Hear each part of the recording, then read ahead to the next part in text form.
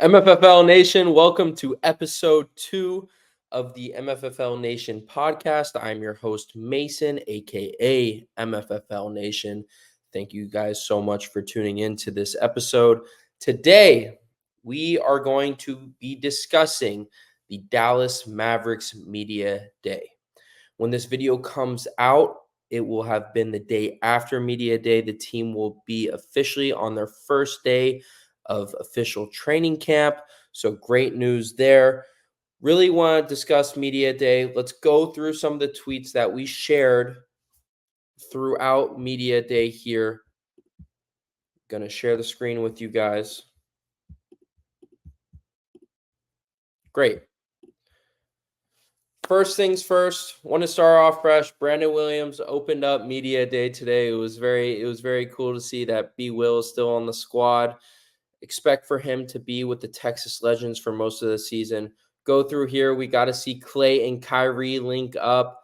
The viral video of Klay Thompson in his Dallas Mavericks jersey on Media Day was going crazy. As you can see, Klay is already a fan favorite in Dallas. Luka arrives to the Mavericks practice facility for Media Day. It was awesome to see.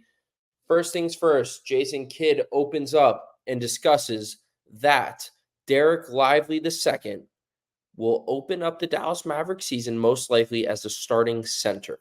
So very exciting news there. As Mavs fans most expected, though, that he would be starting, but great to see the official word on that. Still expect for Derek Lively and Daniel Gafford to share a lot of minutes together, have the same amount of minutes per night. So that's very cool to see. The biggest takeaway I took from when Jason Kidd was at the podium during Mavs Media Day was that minutes aren't being handed out. Minutes have to be earned. With the Mavs team, which we will discuss later in this podcast, this is probably the most in-depth team that we could say maybe the Dallas Mavericks have had in franchise history. The depth is insane on this team. It's not like past years where there's an absurd fall off between the starting lineup caliber players versus the bench players.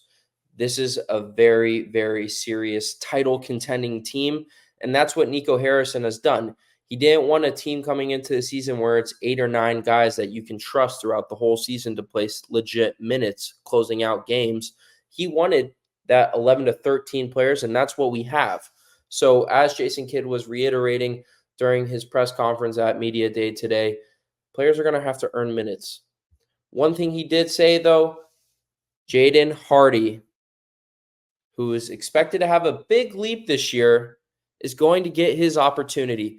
So I know a lot of Mavs fans have been hoping for that. It's going to be really exciting to see Jaden Hardy have that opportunity. So personally, I can't wait. Keep going on.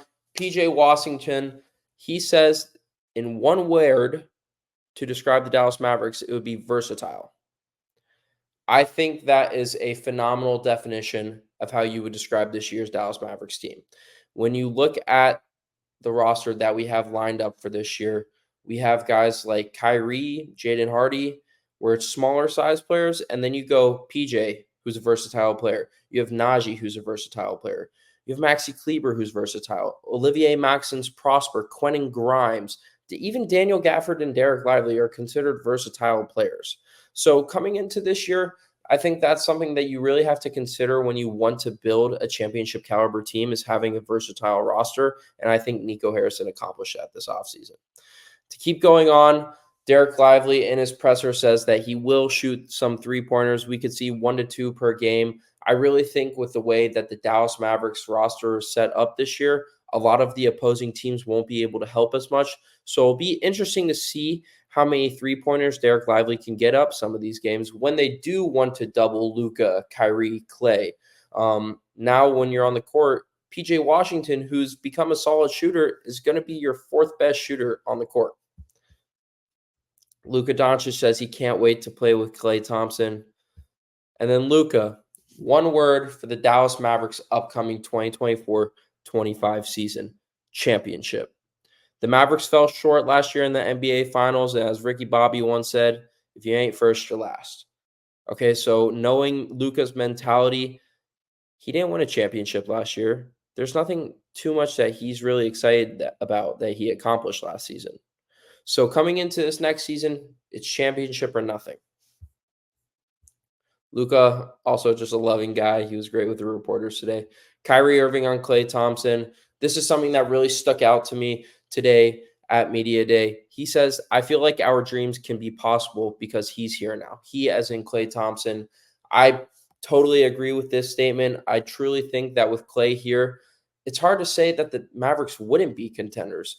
You have two elite caliber players in Kyrie and Luka, and you have Klay Thompson, who I still consider, I wouldn't say an elite caliber player, but a way above average, just below the all-star tier kind of player. And Klay having an off year last year and still shooting above 38% from three is just, it's absurd to say he's not a great player. As you can see here, more Media Day stuff from Klay. Kyrie hitting the TikTok dance. That was a pretty viral moment. And then here, Quentin Grimes says that he was super excited when he heard that he'd be getting traded to the Dallas Mavericks this past offseason. As you guys know, Quentin Grimes is from Texas. He's from Houston. Very excited for him to be here. He even discussed in the Locked On Mavs interview that they had at the Mavs facility today that the Mavs had been targeting him for the past few years. And I'm sure MFFLs are aware of this. But it's really cool to see Quentin in a Mavs jersey. I think that's someone, when you talk about depth, is really crucial and important to this team. It's someone who's going to be coming off the bench and playing an insanely important defensive role for the Dallas Mavericks. So it's going to be interesting to see. I wouldn't consider Quentin Grimes to be a 3-and-D kind of player. We've seen Quentin Grimes attack off the dribble, attack off closeouts. So it's going to be really interesting to see how he performs for the Mavericks this upcoming season. Markieff Morris states that he was trying to get his brother Marcus Morris to the Dallas Mavericks. He says it was close, but nothing's a done deal until you get the pen and paper. So he also states that he was planning on re-signing with Dallas throughout the whole offseason. Daniel Gafford, there's been multiple reports. I've also been one of the ones that has not reported this, but reposted the report, technically speaking, about the fact that Daniel Gafford has considered joining the Slovenian national team for international play to play with Luka Doncic. This was first reported, I believe, in the middle of the 2024 NBA playoffs, and I believe he was asked this multiple times today at Dallas Mavericks Media Day. I personally think this would be awesome. I think when not just international play, but for the 2028 LA Olympics, now that Luka Doncic, if this does happen, has someone at an NBA caliber level that's not a below average NBA player, could be huge for Slovenia. You could talk about being a contender now because we see those upsets now in the Olympics. I mean, look at Serbia, almost knocked out USA. Obviously, I would say Serbia, as of right now, has a more stacked team compared to Slovenia, but anything is possible in the Olympics. Very similar to March Madness, where there can be upsets at any given time. Luka also says that he expected in a DLLS Mavs exclusive interview with Mark Stein that he expected Mavs training camp to be in Las Vegas due to the new ownership. He also stated that he had only been to Vegas for a short amount of time when it was NBA Summer League his rookie year, so he's excited to get back there. Klay Thompson sounds like he got to play a few pickup games with Luka the past few days. You got to say that playing with Luka has been the best I have ever seen in the pick and roll, and that's really cool to hear. Luka and Kai getting their daily content back. Klay in his Mavs jersey. Lukai. Dudley with the retweet. Shout out, Dud. And we see here PJ Washington posting on his Instagram story that the Dallas Mavericks have arrived in Las Vegas. And one thing we want to go back to is now, speaking of PJ Washington, speaking of Najee Marshall, Jason Kidd had sort of hinted at the fact that he has an idea of who he would like to start come opening night, but it didn't seem solidified. And most importantly, it seemed like it wasn't solidified for that power forward position. As most people know, Najee Marshall will probably be the backup for PJ Washington, but that's someone, when you go into this kind of stacked training camp, anything can happen. And PJ Washington's going to have to be on his game at the end of the day. If PJ Washington wants to be that starting power forward for the Dallas Mavericks, he's going to have to prove to not just himself, but the coaching staff and his teammates at training camp that he deserves to play that power forward position, because there are guys behind him that could eventually not only just take his minutes, but take that starting position. You have someone like Najee Marshall, who's been a proven elite defensive player for the New Orleans Pelicans in the past, that had a career year behind the arc last year with the Pelicans as well. You have someone who's like Maxi Kleber, a veteran in the NBA, who's been thriving as a Dallas Mavericks power forward for the last 5 years. You have a young guy in Olivier Maxence Prosper that wants to earn minutes, is coming into training camp hungry. So this isn't something that's just going to be given to PJ Washington. From my perspective, he's going to have to earn it. So it's going to be really interesting to see how he handles that. Looking at the training camp schedule, we're going to go back to sharing screen here. Shout out to Mavs Muse for this training camp schedule. We're going to show it to you guys right now. So we're looking at tomorrow as if it was today. Okay, so today is October 1st. The Dallas Mavericks training camp begins. There's going to be 2-a-day workouts. Wednesday, training camp as well. It's 2-a-day workouts. Thursday is a team bonding day. There's no practice. There's no media around, nothing. It's just a team bonding day. Friday, they go back to a single practice for training camp. And then Saturday, they fly back to Dallas. Sunday, we have open practice at the AAC Mavs Fan Jam. I know a bunch of MFFLs are going to be out there for that. And then Monday, the preseason opener versus the Memphis Grizzlies. And Mavs fans cannot be more ecstatic about it. I know I'm super excited. The Mavs are going to be hosting 3 out of 4 of their preseason games at the AAC. So that's awesome to see. First game, they play Memphis Grizzlies. That's going to be a fun game. I'm not sure how much we're going to see our guys like Lukai, Clay, Lively, and stuff like that. But when you have a team of this kind of depth, you're going to see players that are going to get playing time that you want to go watch. You're going to see your Quentin Grimes. You're going to see your Jaden Hardy. We're going to see Dante Exum. Guys like that who aren't in that starting position but also have something to prove in the preseason are going to get decent amount of minutes. And then you go up against Utah. We go on the road to play the Clippers, which most people don't really care about preseason games, but I think that Clippers game is really fun and interesting just because of the fact that it's sort of a reunion game versus Derrick Jones Jr. It's going to be funny to see how Mavs players handle that. If there's a little tension on the court, I doubt there will be. There's no reason to be, but that'll be fun. And then Mavs have a preseason game on TNT against the Milwaukee Bucks at home. So to recap that, training camp is going to be throughout this whole week. In about 6 days, we're going to have our first preseason game against the Memphis Grizzlies. I know Mavs fans are super ecstatic about that. And then also just about the fact that we have Fan Jam coming up soon. Mavs fans always look forward to that. We didn't have it last year. We had it in 2022. So to reunite with that is going to be very fun. Lastly, or 2 more things actually for you guys. It's going to be a quick episode for you guys. Is this the best starting lineup in Dallas Mavericks franchise history? It's a very fair question. I think when you look down the line, you look at that 2011 starting lineup, you look at the 2022 starting lineup, the 2006 starting lineup. I'm not sure if there's a lineup that compares even remotely close to this projected Dallas Mavericks starting lineup. You have Luka Doncic at the 1, Kyrie Irving at the 2, Klay Thompson at the 3, PJ Washington at the 4, Derek Lively at the 5. And you run that down the line, and it's hard to disagree with that statement. It really is. Luka Doncic, who's someone will most likely go down as one of the best NBA players of all time.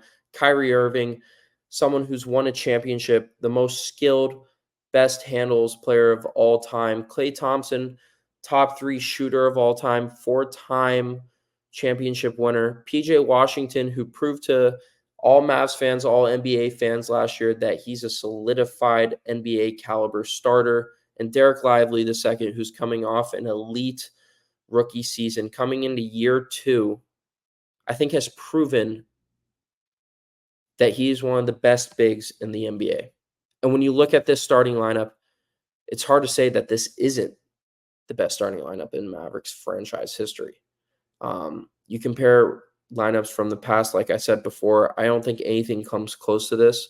When you talk about talent, one thing that obviously sticks out to a bunch of Mavs fans is really how are the Dallas Mavericks starters going to hold up on the defensive end of the floor?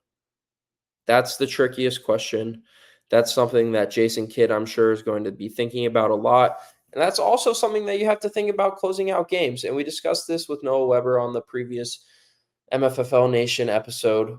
But you have to take into the fact the Mavs they will need two defenders in the playoffs to close out games. So it's going to have to be Luka stepping up defensively. I've seen Kyrie Irving. We've all seen Kyrie Irving step up defensively, especially in the playoffs. Klay Thompson's going to have to step up defensively if he wants to close out games. That's something that's going to be huge for Klay Thompson. I think it is a lock every single time that Luka Doncic and Kyrie Irving are going to be on the floor when they are closing out games. And then you go through that 3 through 5, and nothing I don't think is promised. Derek Lively finishing out the game at the 5 is not promised. I can see Daniel Gafford finishing out a bunch of games for the Mavericks this year. And that's nothing on Derek Lively. That's just those two centers. It really just depends on the matchup for them. We saw it in the playoffs as well. PJ Washington's going to need to knock down shots if he wants to close out games. Because like I said, you have guys like Najee Marshall and Maxi Kleber behind him who can also finish out games. Same thing for Klay. There might be games where we have a lineup of Luka, Kyrie, Najee, and PJ, and then at the 5, Lively, Gafford, or even Maxi. So that's something that you take into account. And then it's like maybe Quentin Grimes can sneak into that 3 spot occasionally and close out games. So it's going to be really interesting to see. It's going to be a challenge for Jason Kidd on how he ends up closing out all of these lineups. I'm really looking forward to it because it really, I feel like, shows how good of a coach you are and you can be. When you have this talented of a roster, you have to make decisions. People's feelings are going to get hurt. So it's really up to Jason Kidd on the lineups, the schemes that he wants to throw out. So it's going to be very interesting for Mavs fans to see. Lastly, on this episode, about a week ago, we asked Dallas Mavericks fans, what's their hottest take before the 2024-25 season starts? Hemi Hardaway said, we win it all. I said, that's not a hot take. That's a fact. We'll go down here now. Lively becoming a better scorer is the most important thing for him and maybe the team next season. At least 1 to 2 go-to moves like a post hook, Euro spin, floater, midi, bank shot, literally anything he can do off the roll. If you can't take advantage of the mismatch, that will cap our offense. That's interesting because I think Derek Lively spoke a lot this offseason about owning the paint. He really wants to have full control of the paint. So I think we do see that hook shot getting a lot of improvement this season. We've seen the offseason videos of him working on it. So I think that's something you definitely take into account. I think that's something we see Derek Lively improve on throughout the season. I expect for Tyson Chandler to be there with him. I mean, Sean Sweeney was there for him a lot this offseason. Sean Sweeney was also at Duke University with him this offseason, again, working with him. Shout out to Sean for that. But I do think we see Derek Lively II take a leap in that standpoint. We'll be the number 1 seed if we can stay healthy. Now, this is the definition of a hot take. Thank you, Tyler DTX, for this hot take.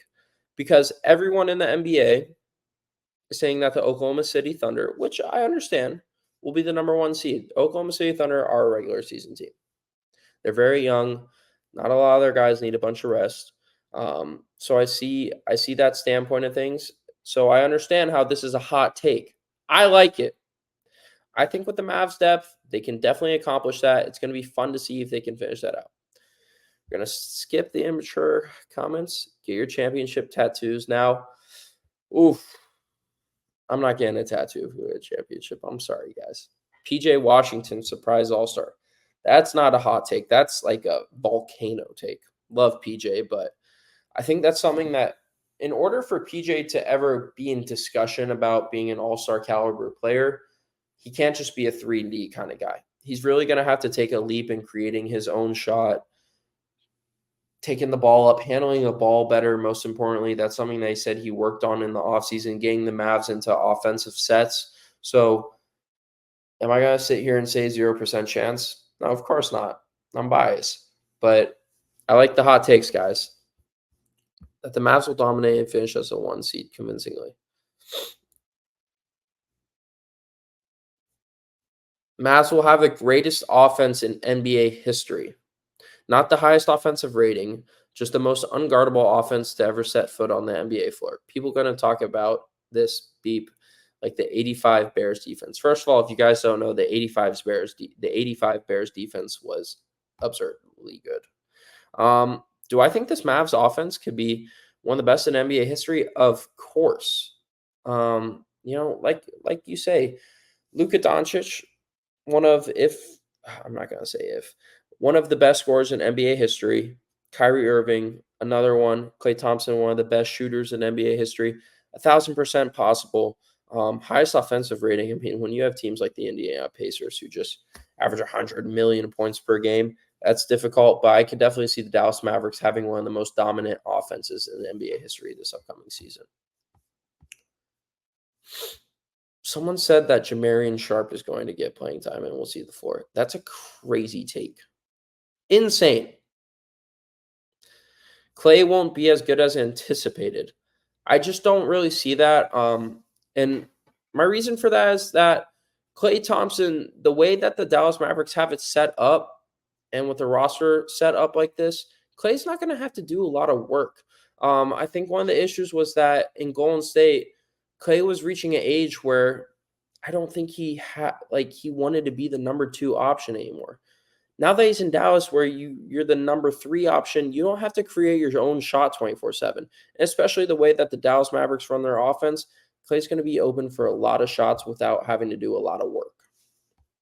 Luka MVP, back-to-back scoring title, Western Conference MVP, Western Conference Finals MVP, Finals MVP, Lively All-Defensive Team, Grimes 6th Man of the Year, Mavs 2025 champs. Grimes 6th Man of the Year, I like the take, but I honestly feel like Najee and Daniel Gafford are going to be the first people off the bench for the Mavs. Lively wins Most Improved Player of the Year.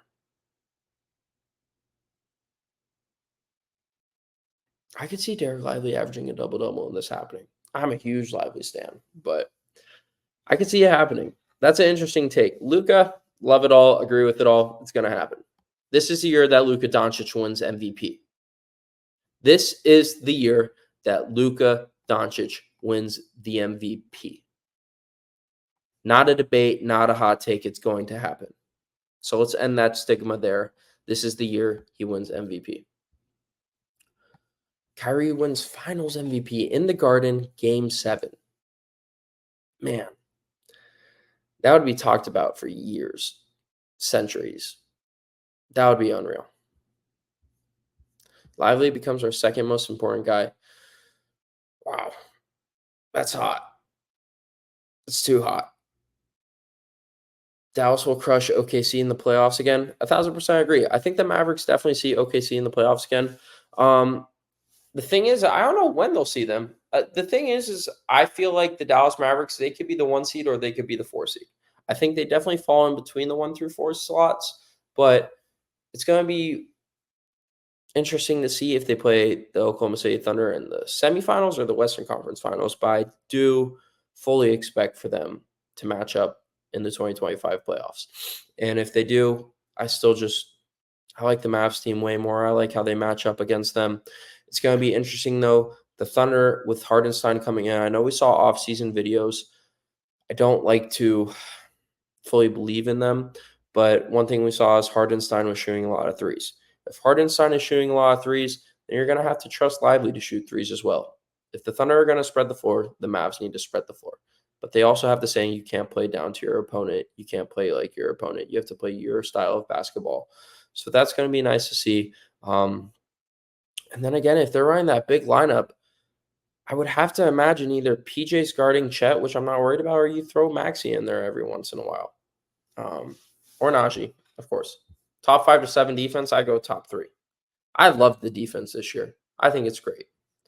World champs. Don't tell Noah Lyles you said that. Omax earns his spot on rotation and splits the tough defensive matchups with Marshall. So I think Olivier Maxence Prosper is in the role this year of being next man up. I don't think he's ever going to be in a situation where he's playing 25 minutes a night this upcoming season. But I do think if there's an injury, someone's getting rest one night, he's the next man up that's going to be getting a significant amount of minutes in those games. Jason Kidd wins Coach of the Year, and the Mavs get the 1 seed in the West. If Jason Kidd wants to win Coach of the Year, they have to be the 1 seed. You have to be. At least from my perspective. I think when you talk about Coach of the Year this upcoming season, I would have to say it's between Missoula, Dagnall, Kidd, and I would say if the Nuggets have a good year, Malone will be in that conversation just because of how bad of an offseason they had. He would deserve that. Not a hot take, but Dwight Powell will win MVP and Defensive Player of the Year. Mavs Muse will love that. Daniel Gafford wins Sixth Man of the Year. I love it. I can see that happening. That is no joke. Mavs always, I feel like, have good Sixth Man of the Year candidates. We saw it in Timmy before the deadline. We saw it in Dinwiddie. So that's definitely a possible conversation. Quentin Grimes, conversation for most improved. Definitely agree. That really is all just dependent on how many minutes he ends up getting, though. Clay will lead the league in three-point percentage. I'll go top 10. Mavs winning 65-plus games if healthy. Now, boy, oh boy, that is a hot take. 65 is crazy, my man. I love the optimism, but 65, man. Best offense of all time, I agree. Spencer Dinwiddie, third leading scorer. That, I don't know, something just, no. No, never mind. No. I could see fourth, maybe.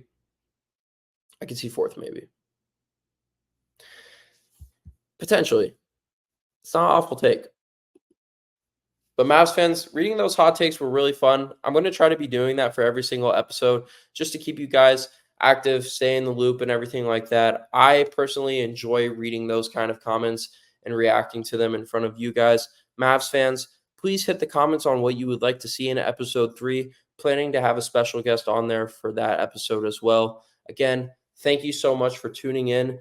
Please be sure to hit that like and subscribe button. Follow us on Instagram and X at Nation MFFL.